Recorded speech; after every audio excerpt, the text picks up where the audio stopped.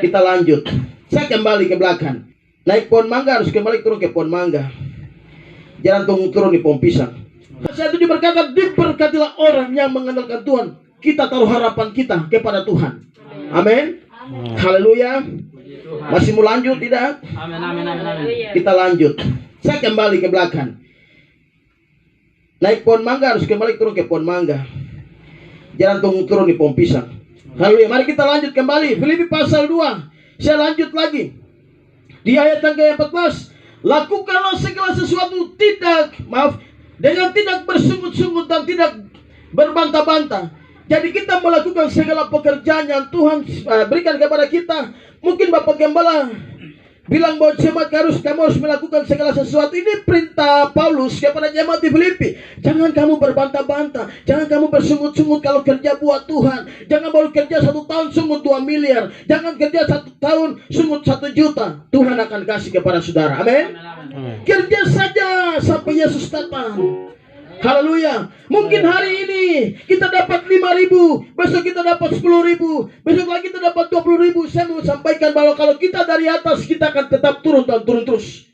Tapi kalau kita dari bawah, setia dalam perkara kecil, 1 tangga, 2 tangga, 3 sampai saudara berjumpa dengan Yesus.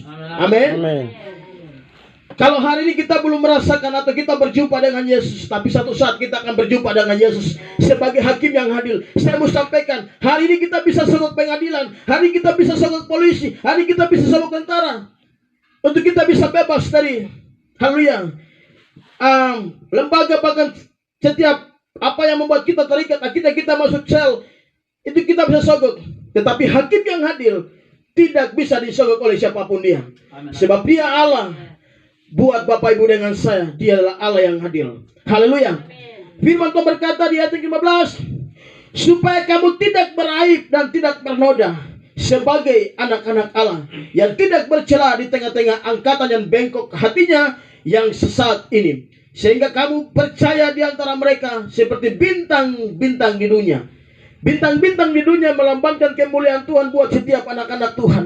Kita harus jadi berkat buat tetangga. Kita harus jadi berkat buat keluarga kita. Kita harus jadi berkat buat setiap suku kita, ras, bahkan agama kita. Amin.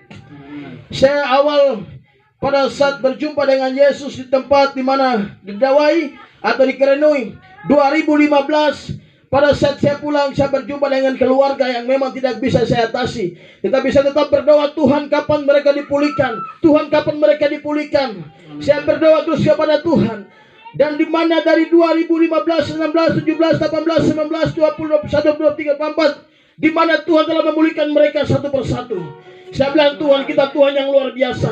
Kalau hari kita punya masalah, Yesus berkata, marilah semua yang letih, lesu dan beban berat, Tuhan akan memberikan kelepasan buat saudara. Hari ini banyak orang punya masalah, tidak datang sama Tuhan. Hari ini orang punya masalah datang kepada media sosial. Saya mau sampaikan, kalau kita punya masalah, Alkitab bilang tutup pintu dan berdoa kepada Bapa yang tersembunyi. Amen. Maka dia akan menjawab setiap kebutuhan kita. Amin.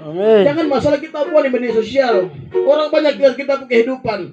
Haleluya. Kita jadi malu. Apalagi kita anak-anak Tuhan. Anak-anak Tuhan tidak boleh buat haleluya. Isi hatimu di media sosial, banyak orang akan tahu.